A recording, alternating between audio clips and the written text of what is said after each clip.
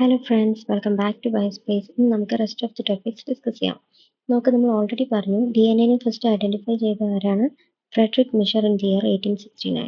Okay, then നമുക്കറിയാം ആള് നമ്മുടെ ഡി എൻ എനെ ന്യൂക്ലിയൻ എന്നാണ് അപ്പോൾ വിളിച്ചത്. എന്താണ് ന്യൂക്ലിയൻ?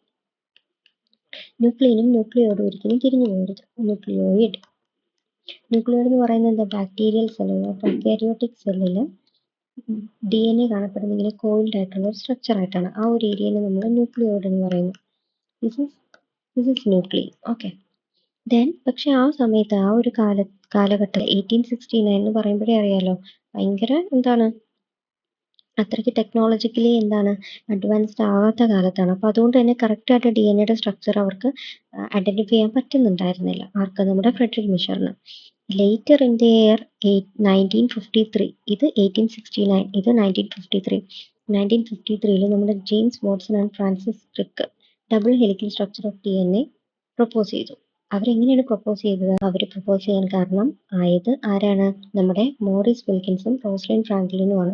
അവർ ആ കാലഘട്ടത്തിൽ എക്സ്റേ ഡിഫ്രാക്ഷൻ വഴി അവർ ഡി എൻ എയുടെ ഡാറ്റ പ്രൊഡ്യൂസ് ചെയ്തു. അതായത് ഡി എൻ എ എങ്ങനെ കാണപ്പെടും എന്നുള്ളൊരു എക്സ്റേ ഫോട്ടോഗ്രാഫ്. ഓക്കെ, അപ്പൊ അങ്ങനെ വെച്ചിട്ടാണ് നമ്മുടെ ജെയിംസ് വാട്സണും ഫ്രാൻസിസ് ക്രിക്കും ഡബിൾ ഹെലിക്കൽ സ്ട്രക്ചർ എന്നൊരു നിഗമനത്തിലേക്ക് എത്തിയത്. അതേപോലെ തന്നെ ആ ഒരു സ്റ്റഡിയിൽ നിന്നും അവർ എന്തും കൂടെ കണ്ടുപിടിച്ചു? ബേസ് പെയറിംഗ് കണ്ടുപിടിച്ചു. അതായത് 2 strands ഓഫ് പോളിന്യൂക്ലിയർ ചെയിൻസിനിടയിൽ ബേസ് പെയറിംഗ് ഉണ്ടെന്ന്. അതായത് നമുക്ക് ഓൾറെഡി നമ്മൾ പഠിച്ചാണ് ബേസ് പെയർസ് എന്താണെന്ന്. അപ്പോൾ ബേസ് പെയറിംഗ് കണ്ടുപിടിച്ചത് ആരാണ്?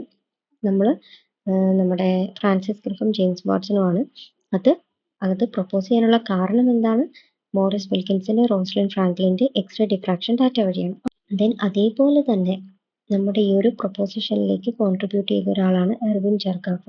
എർവിൻ ചെർഗാഫ് ആണ് പറഞ്ഞത് നമ്മുടെ adenine thymine guanine cytosine ratio constant ആണെന്ന്, and will be equal to 1 എന്ന്. അതായത് നമുക്ക് ഓൾറെഡി അറിയാം, ഇതാണ് നമ്മുടെ D N A double helical structure എങ്കിൽ ഇവിടെ അഡെനിൻ ആണെങ്കിൽ adenine always pairs with thymine via double bond അല്ലേ, വിയ ഡബിൾ ബോണ്ട്. ഇനി ഗ്വാനിൻ ആണെങ്കിൽ അത് എപ്പോഴും ബോണ്ട് ചെയ്യുക ആരുമായിട്ട്? സൈറ്റോസിനുമായിട്ട്. അതെങ്ങനെയാണ് ബോണ്ട് ചെയ്യുക? ട്രിപ്പിൾ ബോണ്ട് അല്ലേ. അപ്പൊ എന്തായാലും നമുക്ക് പറയാൻ പറ്റും, അഡെനിൻ എത്രയുണ്ടോ അത്രയും തന്നെ തൈമിനും ഉണ്ടാകും, ഗ്വാനിൻ എത്രയുണ്ടോ അത്രയും തന്നെ സൈറ്റോസിനും ഉണ്ടാകും.